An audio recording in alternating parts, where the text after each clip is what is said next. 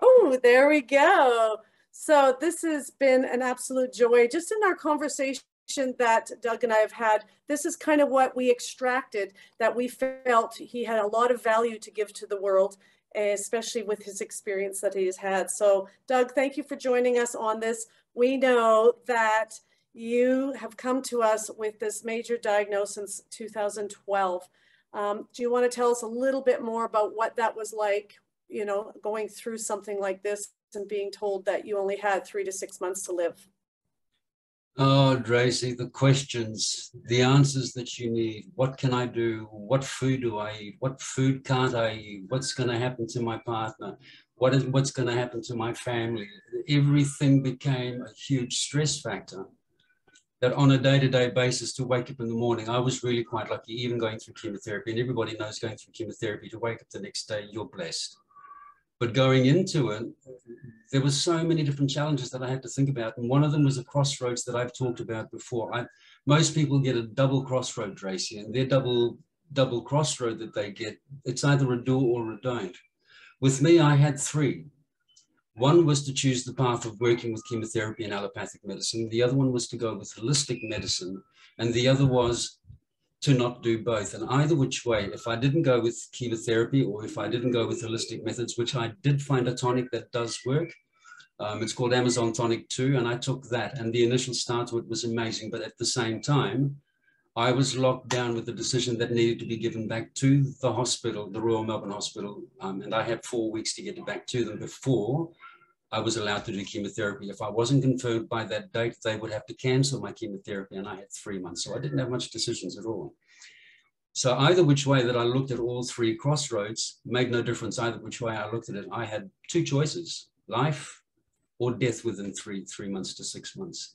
So I had to learn. I had to learn, Dracy. So tell us some of these 5 things that you needed to actually survive cancer. Well, if you click through, the courage part for me was most important. Without the courage and the willpower and the determination and going into having a lot of patience, God, you need it. You need patience.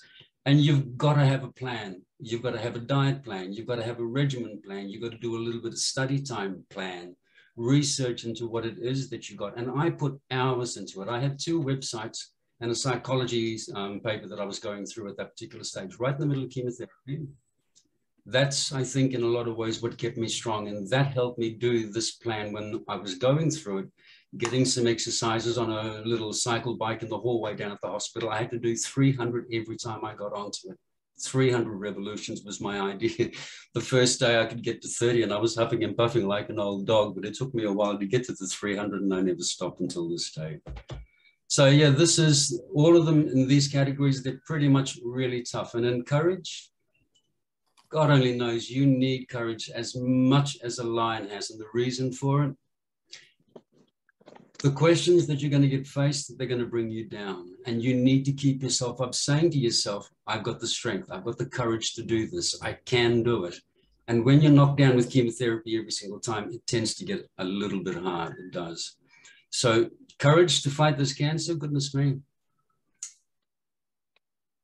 I had to dig and I had to ask so many people. My crossroads, I couldn't even make my decision on that one. I didn't even have the courage to face that one. I had to ask my partner, Rob, what should I do?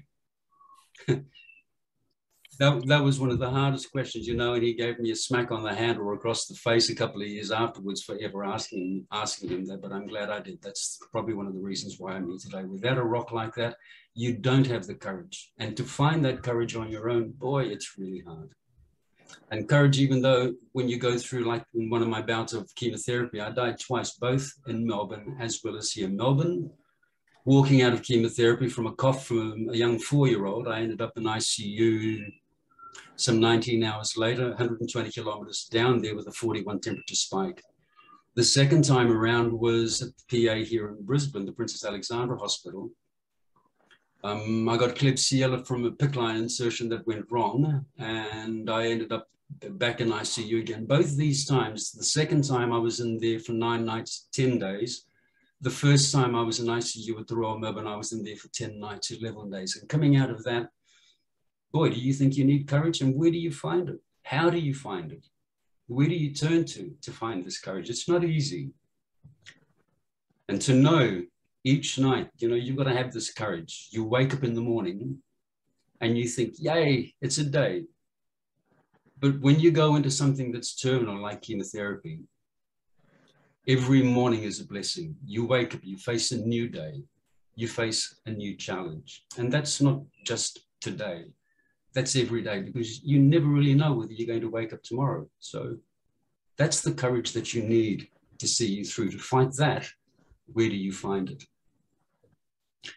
Willpower is one of the things that I found going along the way with me. If I didn't have that willpower to know that I would find this one thing, and knowing for a fact that I had so many people in holistic medicine who gave me all the juicing capacities, all the things that I'm supposed to be doing, what not to do, how to keep your body alkaline, watch the acidity levels, all of these sort of things. If it wasn't for them, I wouldn't have that knowledge to have the willpower to have driven me through. And then eventually came Doc.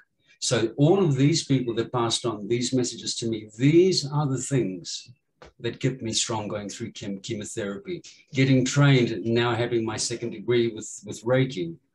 And then, of course, when you come out of ICU, it doesn't matter what you do, you died. I died twice each time. So where do you turn to from here?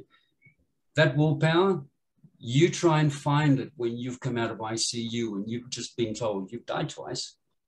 How do you find the power to survive? And I didn't want to just find the power to just survive. I wanted the power to survive, as well as I wanted to know where I could find this thing so I could thrive ongoing. That willpower, every single day, to find that willpower. Boy, some days it's not easy. You wake up with a smile on your face, and some days you're down and out because of chemotherapy or because of other things, infections that have gone on. And to dig deep to find that willpower, it's not easy. But you have to. It takes a lot of determination, I found. Determination, saying to yourself, yes, I'm going to do it. Yes, I'm going to see it through the end, and being so positive about it that there is no questions in your mind, absolutely no questions in your mind. And that determination that you can always find it when you do other things in life, you know, but for heaven's sake, for me, it was my life. For me to find that other option, I had to, because it was, for me, not going to be an easy battle. It wasn't, I can tell you that now. Physically, I was drained. I went from around the 68 kg mark. By the time I came out of chemotherapy, I was 51 kgs. To put that back on again took me quite some time. So that physical side and getting the exercises up and running took me nearly 2 to 3 years to get back. And the mental strain, you know what it's like when you can pick up a bucket, but the day after you go and pick up that same bucket and it seems heavy, you tend to ask yourself, well, it's not just that bucket. It's that bucket and every single thing that I did. That mentality that you go into, you question yourself all the time, and that determination to keep you going onwards, you've got to brush all of those things aside. That's one of the most important things. And patience, a great Islamic teaching, as it says.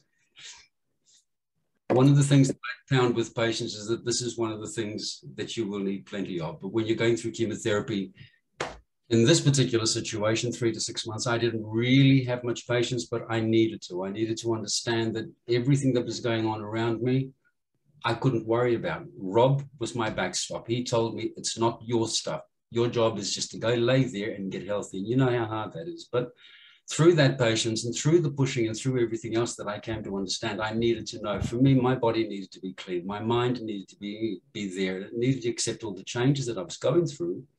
But that wasn't so easy. And again, change for me, change was the most important thing to be able to carry on with this patience, because there's so much that I had to change. Liz will tell you, my sister, that with me, I'm the kind of person to go get it. That I've got a goal, I'll finish it. There's no way no one's going to stop me. There is no brick wall that will stop me. And the one analogy I got given with that with regards to patience was my mum said to me, look, sometimes you can walk up to a brick wall, Doug, and you're going to be baffled by it. But if it comes back again, you need to figure out how to get around it. And it takes patience. She said, but one day you'll be able to pull that brick out and you can see the other side. She said, if you can see the other side of the brick wall, it's not hard to break that brick wall down. And believe it or not, that patience I needed, that sort of idea of working through chemotherapy. It's been part of my mainstay of teaching throughout my entire life. This is one of the reasons why goals for me, I'm a go-getter to go and get those things. But the patience to know, working with network marketing and Youngevity, it needed that extra time for me. And I'm glad that I had the patience to wait this long. So one of the most important parts about getting this all together is that you need to put a plan together. The plan literally is about your exercise, your regimen, what you're going to be eating, what sort of supplements are you going to be taking, if anything. Have you done any research into these sort of things? In my particular case, I put copious amounts of hours of research. This year, I counted back now, it's 38 years in total that I put into research to cancers, only because of what had happened to my family. So I realized that putting that plan into place for me, if I could do that with all of that and apply that to what I'm doing right now, there was an understanding that it was possible. So a plan, a protocol, and a program that will support you, that is muchly needed. And why? To get through whatever it is that you're doing, you need time to heal. If you're planning a business or starting something up, you need time to do that thinking. You need to take that step back a little bit. And that's one of the things I learned. An exercise regimen of some sort, that's there because you need to keep strong on the inside. You don't do that, you will sink down. You know, I mean, Doc uses an analogy of a porky pig who lays around fat as could be and healthy as could be, and he dies that way, and he's aged much longer compared to us little fledglings who go racing around and we die at such a young age. So, you know, where do we start? And I think Doc is right, that regimen that he put me on and that I worked with for quite some time, and all of the Youngevity products, let me say, that was my regimen. And I'm glad that this is what has kept me strong. I wouldn't be here today because of it. And I know that for a fact. I'm saying that to a point because I also know that the advice that I've got over the years has kept me pretty strong from not only Doc, but from everybody inside Youngevity. It's a great family, people. And plan for things. You can't plan in the future. You know, if you think about it, and when you're going through chemotherapy, what sort of time do you actually have to plan the future? Because there is none. You've got 3 to 6 months. And yet everything in my life prior to that had plans. Everything had a deadline. Everything had a schedule, and it had a goal to be finished.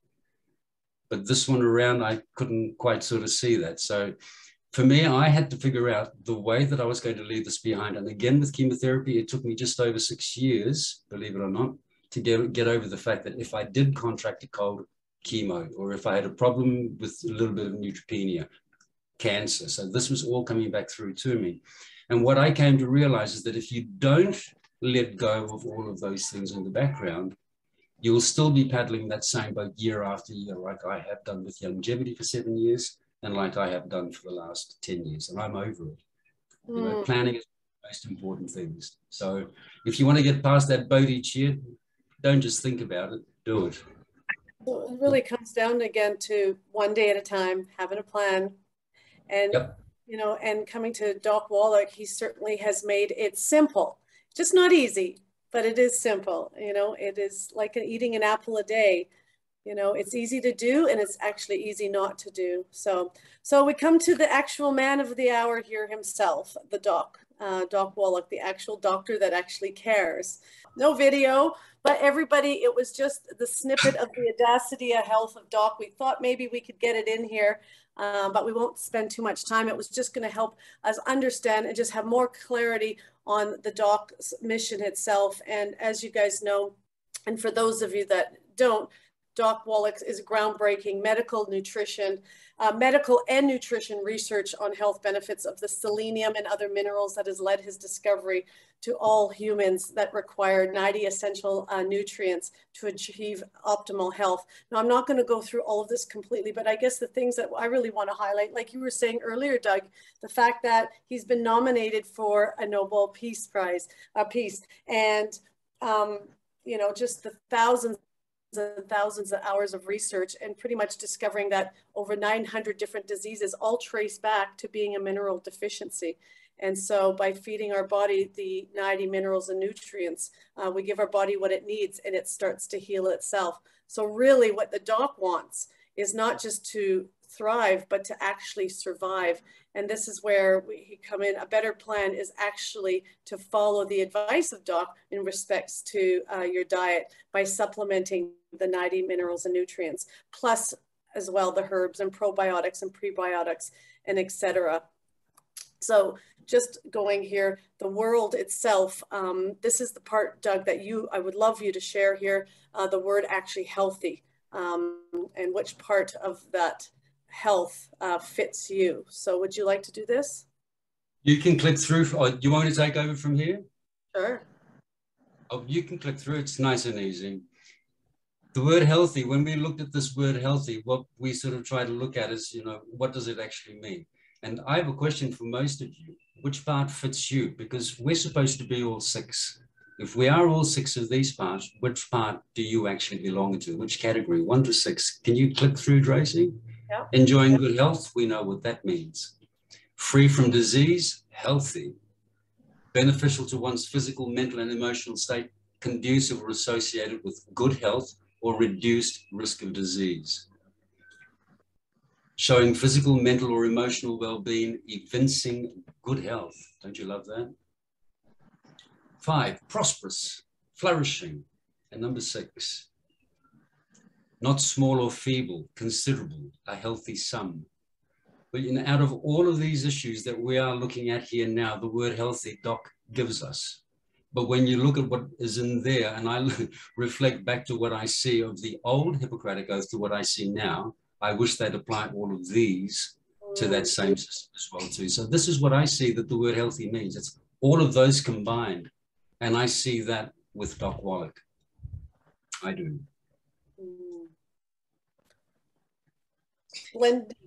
Blending the science and nature together, a whole line of wellness solutions that they've created for us. And so I think probably the most important thing that I really want to highlight out here is 76% of adults do not meet the fruit intake recommendations, and 87% do not meet the vegetable intake of recommendations. And the bottom line, we know our system is set up for us to fail. Our system is actually set up for us to be dependent on the medical society and dependent on pharmaceuticals. Like our consumptions of sugars and fats and carbohydrates has never been higher while depleted soils and crops and crop changes and seasonal inconsistencies are yielding less nutrient-based dense foods. Our bodies are desperate for nutrients. So these are the 90 minerals that Doc has come down to, as we love to share. We can never say it enough. The 60 minerals, 16 vitamins, 12 amino acids, and the 2 essential fatty acids in our bodies. Now my program doesn't want to move on me. Come on. Oh, there she goes. There we go. So what he's brought to us is our Beyond Tangy Tangerine, which is a very high quality source of minerals and vitamins with the prebiotic, probiotic, amino acids, enzymes, everything to support the body. Our fantastic EFA pluses, they are loaded with flaxseed oil, fish oils, again, which is what we need is high fatty essential oils, especially for fighting cancer, especially for our soft tissue. And then our Beyond Tangy Tangerine, which contains loads of calcium. And this probably for myself is what... Was that the osteo effects, was it? The osteo effects. This is what got me really sold. 20 years ago, myself personally, when I made the change of my mentality, knowing that system wasn't right and that there was more to the health and nutrition, I listened to something called the calcium factor. And his name was Robert Barefoot. And he, much like a founding forefather like Doc Wallach, talked about that calcium actually oxygenates the body, and cancer can't live in a highly oxygenated body. Cancer lives in a high acid body, and that calcium actually puts that body into the oxygenated state. And so he was treating his patients with high doses of calcium in there. And so what was fascinating, I've have close relatives and family members that have had to fight fight cancer. And that was the big thing that is about calcium loading the body. And so I've loved the Beyond Osteo for this purpose. It supports calcium absorption, loaded with, MSM, the glucamine, and all those gorgeous things. So that with that foundation, this is the simple steps that we bring to you on this call through Doc Wallach's teaching, is the 6 steps to better health. What to eliminate, what to eat, the importance of exercise and movement, sleep, the support that you need, whether it's being supported by relationships and supported by products, and then the environment that you create for yourself. So this is what we've put together with the focus around building confidence around cancer. So would you like to do this one, Doug? We'll walk through this. Okay, so clearly the big one, the 12 bad foods. One of the important things about this, and there is a PDF file for this if anyone wants it, by the way: wheat, barley, rye, and oats. And I had someone say to me about 3 weeks ago, but oats should be all right. And I said, no. Oats has glycogen in it, which is also too a gluten. So be very, very careful with what you do. That was a mainstay for him. He suffers predominantly with multiple psychosis as well as PTSD. And this has been creating a lot of problems for him. So I've taken him off all of that sort of stuff. Fried foods, don't go near them. The carcinogens that come off it when you're cooking is immense. Your oils, the carbonated beverages, yams, potatoes, sweet potatoes, when you roast them on their own, the skin on the outside becomes carcinogen when it starts to burn off. I found that out eating with meats as well too. Meats were very, very similar. When you barbecue a steak, the steak that is on the grill, it has a carcinogen on it because of that burnt marking. On the other side, on the hot plate, it's not bad at all, but it's just those sort of things that you need to be really careful. And in that bad foods list, there is a huge selection. Everyone said to me, the bad foods, but there's some of the foods that I eat all the time. That's what I'm used to. Mm-hmm. And I would say, have a look at the good foods list. There is so much in there. You're just too lazy to learn how to cook the damn thing. The toxic waste with regards to me, foods was the first one that had to go. That toxic waste, you need to work with the body. You need to understand what you are doing to the body so that you can see where you're going wrong. Once that toxicity starts to lay into the body, as Dracy said before, the acidity levels start to raise inside the body. So all of that sort of stuff, if you're going to be eating your takeaway foods and you're going to be doing all that sort of stuff, my suggestion is don't. It's simple. Well, especially when you, I'm sorry, I didn't mean to cut you off, Doug, but I was just going to say, when you're diagnosed with something quite terminal, it's not even an option. Like it's and some people have the mentality, well, I'm going to die anyway, I may as well enjoy it. And so I'm discovering that those that have taken the mentality that you have is, you just got to take ownership in your hand. You've had your chance, and now is the time to do everything you need to. And these are the things that you need to eliminate. But I'm mindful of our time. So let's highlight the one on here that we kind of know those other ones, but the stress, that was one that you spoke was really affected you the most, that you had to eliminate. Stress I had to get rid of. Everyone knows stress is most important when it comes to cancer, to not have any at all. And I'm kind of glad that I had a lot of people behind me. But the stress related part, I had to get rid of the fact of number one, I could get cancer back and I will die. I will die from cancer is what everyone told me from the allopathic side. You've got cancer now, you're going to die from cancer. But not so. So that became a bit of a stress. Going into cancer with the thoughts of the chemotherapy, what am I doing with my life? All of that started to stress. What's happening with Rob? My family, my 2 young nieces who are with me at the moment, Jolene and Angel. These 2 were young at 3 and 5 years old, and they were there by my side going through chemotherapy. How could I do this in front of my? So there was just so much going on in the head that I didn't really know how to put everything together. And that for me created this stress. And in actual fact, I had gone from the initial diagnosis with 9 to 18 months, and 2.5 weeks later came the final diagnosis, 3 to 6 months. So that was another huge stress. And goodness me, I had 9 to 18 months on the initial diagnosis. Then all of a sudden, 2.5 weeks later, I'm at 3 to 6 months. Let's wind this back around 7 weeks. Where was I? Swimming on a beach in Adelaide, absolutely healthy, before we migrated to Brisbane, to Melbourne. So all of the stress issues that you will face, they will come up against you, but you must get rid of the stress. And how you go about that, there are many ways, but you don't do that, the body will fall down. So you've got to get rid of stress. So and then we're going to talk a little bit more about some of the tactics that you've taken, but let's quickly go through these ones, because these, I'm going to highlight, these are the top recipes or top recommendations for people fighting cancer. But the apples, the berries, the carrots, like all again coming into antioxidants. You know, the vegetables that are, I don't say this word very well, cruciferous. Cruciferous. Now, there's some really good articles on this and why the benefits, but the big thing is juicing. Do you want to talk about the juicing? Because that's really, that puts, again, it puts fruits and vegetables into a live state, and again, puts your body into an alkaline state that, again, that cancer can't live in. So tell us a little bit more about you and the juicing, and I'll just flick through these ones quickly. Yeah, juicing for me was very, very important. First thing in the morning, it used to always start with a kale juice. And most people used to say kale was really bad, but I know for a fact it wasn't for me. Kale, 1 green apple, 1 banana, bit of ginger, probably about a tablespoon of ginger, with some raspberries or blueberries or blackberries into a blender. You blend it up with a bit of good clean water. And there's a juice that you'll probably enjoy for around about a half hour. And it's the benefits that go inside these things. What was more important to me was keeping the body alkaline. So that was one of my juices that helped me stay that way.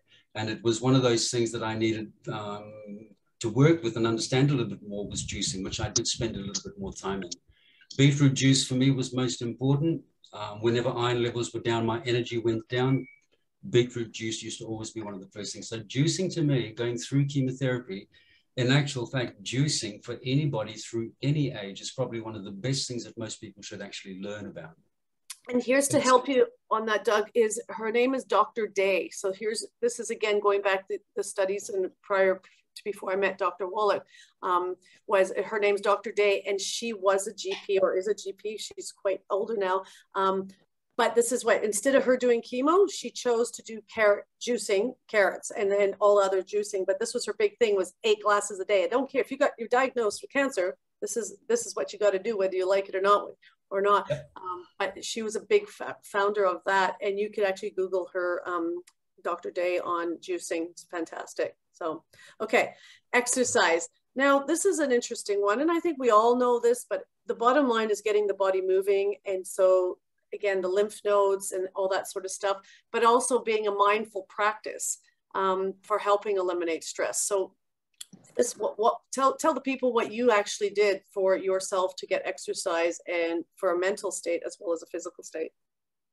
Well, again, my sister's here. She's the one that's vouching for me. I've been around dance. I've danced most of my life. I grew up with dancing. So movement for me, Taekwondo, I went to black belt before I even turned 17. So for me, exercise and movement was always a familiar thing. And going into chemotherapy with cancer, you can't really do all that much, as most of you will know.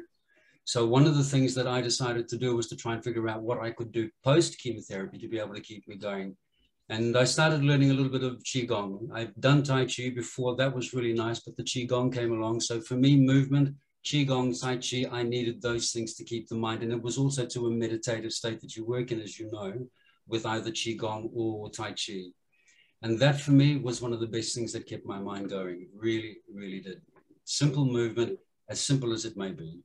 Excellent. Thank you. And I put the Wim Hof in there too, because I know that's really good on breathing and helping getting the body healing itself. So I'm going to quickly go through the environment, because I really, myself, I'm quite passionate about decorating and feng shui, and that's all about bringing good energy in. And so I've learned, my big thing is always minutes with negative people, hours with positive people. The vitamin D, getting that sunshine, bringing it in, your personal space, as I said, the feng shui, what feng shui is all about. If somebody really wanted to study their energy and their space, it's all about bringing that good energy.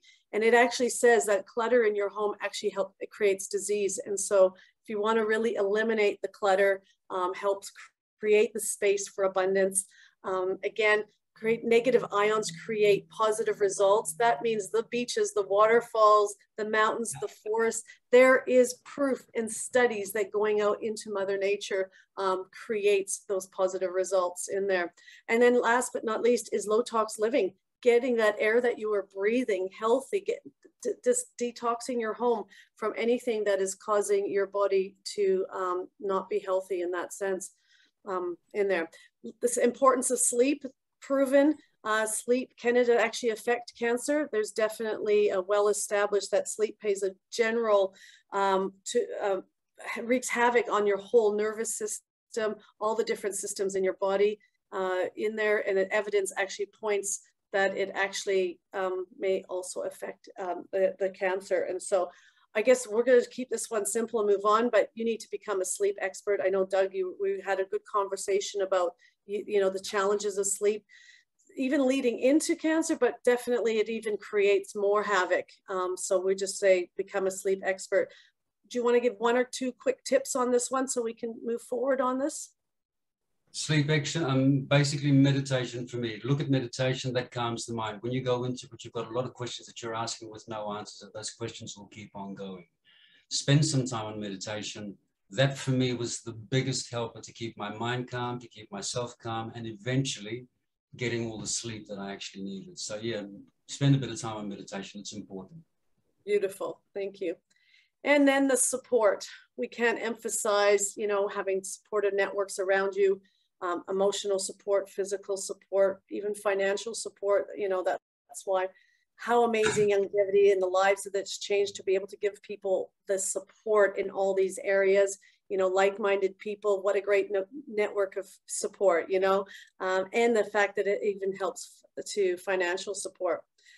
But also, you know, 27 steps to homelessness. You know, this was pretty powerful. Doug, when we were having a conversation, I thought, Doug, I think the people want to hear this. So this is, can you share what that means to that means to you, 27 steps to homelessness? Oh boy. I'd been in through the first round now. I went through a regimen of chemotherapy called hyper-CVAD, which is one of the more potent ones. It's given to you in 6 to 8 doses, and you never know whether you're going to make the next lot, let alone the next day. I finished up after the second bout of chemo. That was the cycle B, the number 1 cycle B. I went back home and I was sitting down there with Rob, and I was feeling a little bit down because I could see that, you know, this poor guy had the world on his shoulders, didn't know where he was going to be going if anything ever happened to me. And I used to watch this happen. And I went outside and I just sort of sat on his lap, and I said to him, "What's the matter, buddy?" He looked at me and he said, "I've got a question to ask you. How far is it from here to the front gate?" And I said, "What do you mean?" He said, "How many steps do you think it is from here to the front gate?" And I said, 27 around. I didn't even say 27. I said about 54 or something. He said, "No, I counted them out this morning. It's 27. And I thought, wow, so 27 steps, that's awesome. What does that mean? He said, "That is 27 steps to homelessness. If it wasn't for your family being here, Doug, that's where we'd be. You with cancer, and we'd be on the streets." So this 27 steps to homelessness to me, for some unknown reason, that support that I got and the drive that I've got all the way through, I remember that to this day. I still remember it clearly. The only reason I remember it was because I knew then that if anything was to have happened to me, I knew where he would be as well too, and I didn't want him going back. So that was my promise. That was one of my things that I knew. My rock, I had to be there for him as well. Yeah. Oh, sorry about the emotions here. No, thank you for sharing that. I knew it was a touchy subject, but I just, again, you know, that's why we're all here together. Everybody always wants to know, where do we go with the products? What would be Doc's what regime? Clearly we talk about the 90, but the supported pack that we talk about is the anti-aging one. And that's because it has the cell shield in there. And the cell shield is an amazing one for helping with the blood, and it helps antioxidants. Dr. Wallach would highly recommend getting on the minerals must have, the Hope, because again, the Hope purifies the blood, but it also helps build the immune system. And of course, the selenium. These are the must products that we would highly recommend for anybody that would come to you stating that they want added support in there. The next level, we would say, if you can afford to, getting into the digestion, having the enzymes to help break down the food, having the nightly essence, which is all the prebiotics, 14 different strains of probiotics, This is the mother of all probiotics that we have. I should say the king, the queen. And then, of course, we were talking about how important it is to eliminate waste. And so the Cleanse FX is a fantastic one. We have different products that we'd recommend for cleansing, but this is the one that Dr. Wallach highly recommends. And then, of course, Next Level. Again, we're not saying all of these, but we just highly recommend getting your body having products that are putting you in antioxidants and minerals. And so these are our top three. Again, just different ones to try. I know you said you would do the beet juice. And so for people who don't have time to do the juicing, the beet cardio beets is definitely formulated for that. In your case, Doug, you know, what were the ones that you could afford that you went on to immediately and started to work through? That was the 90 and the selenium, is that correct? It was the 90 at the selenium that I first started out in, and believe it or not, that was the first kickstart. Within the first 2 years, I noticed changes with my health, Dracy, and that's the reason why I went back to get tests run. I went from possibly having 3 to maybe 4 stents to none, 53 capacity lungs back to 94, cardiovascular system that was shot right back to being absolutely healthy again. So no, good on you. What a story. Oh my God. Okay, so just to wrap this up, there is a program that we have. It's our 30-day detox program. This system was actually formulated by one of our very own Youngevity ambassadors, Louis Herviazis. I think I said it wrong, but when anybody who's come to them with major illness, you know, this is what they do. They just totally reset the body on their 30-day detox program. Now, we're not saying this is what people need to do, but we definitely want people to know this is a system that we do have, that people have done. We have success stories right here down under of people doing this detox program and getting them onto the Doc Wallach regime. So the support is definitely there. We have so many different people that have had so many experiences and great testimonies. Doug, we're just so proud of you being able to share that here today. I'm going to stop sharing because I want you to share your screen on this one so you can finish off as we say goodbye to everybody with the final finale that you've put together for everybody. So I've stopped sharing. You got to remain host, reclaim host. Yep. You're ready to go. Anybody who would have any questions, please put it in the chat. If anybody's got Doc Wallach's link, put it in the chat for us. So those of you that are going to continue and jump onto Doc's call, please jump in there. I see Beck has joined us, which is really fantastic. If you have questions in there, just pop that in the chat and we'll just finish this off. And if we have time, we'll finish off with everybody saying how wonderful this was. Are you ready, Doug? You got the final finale? Okay, 10 tips to building confidence. Okay, the 10 steps. This is a very simple one. Journey to find confidence. First up, you need knowledge. You need to be fearless about everything that you do because there is no ifs, no buts, there is no tomorrow, and you've got to get moving now. The reasons why, if you don't, you'll be sitting on your backside worrying about that boat that you were still paddling last year. Difficulties are there for a reason. You overcome them by learning those lessons and you move on. And the only way you can do that is by letting go of what you've had from the past, letting go of everything that's held you back. You do you, that's the important part. No one's perfect. Absolutely no one's perfect, and you've got to stand up for yourself. One of the most important things, and be nice to yourself, people. This is what I'm learning. I've got to be nice to myself because for me to do that, once I've got those other 8 pieces together, it gives me the opportunity to focus on what I really want to do. And what I really want to do is to get back into life again, get back into business. And this concerns change. You must change. Thank you. And this is your final? Spend time learning more about who you truly are, people. This is one of the things that I've learned coming out of chemotherapy to where I am now. You don't understand that. You don't know really where you're going to be heading to. You got that. Confidence will follow you. It makes no difference. Where you go in life, confidence will be there with you. And remember, it was always about you in the first place. We just forgot along the way in life. But that's what we do, don't we? Doug, we're going to wrap it up here. You were amazing. Everybody, if you want to just unmute, anybody just want to say what they got out of the call, how awesome. And then you guys can go into the chat and pop onto Doc Wallach's call. Anybody here? Okay, Bronwyn, brilliant call. Congratulations. Anybody else? I know Beck. Okay, you guys, unmute yourselves. It was wonderful, super encouraging, super inspiring. I've taken pages of notes. So oh, wow, Carly. Thank you. Thank you. Thank you, Doug. You did such a great job. Very grateful for your time. Thank you, Bex. Thanks to seeing you there, Beck. Liz, for being on the call. Trish, thanks for your support. Oh my God, it's fantastic. We'll see you guys. Thank you, Doug. Very inspiring. And this presentation, this PowerPoint, we'll post it in our group. If anybody wants to use it, they can change it to make it suitable for themselves. You know, we just, and again, the protocol on there. So, Doug. Absolutely brilliant. Thank you, Doug. I appreciate it. Thank what was you, the name of the cancer you had again? Sorry? What was the name of the cancer that you had again? I was diagnosed with mantle cell non-Hodgkin's lymphoma, stage 3 aggressive when I was first diagnosed, and I didn't even know 5 days earlier.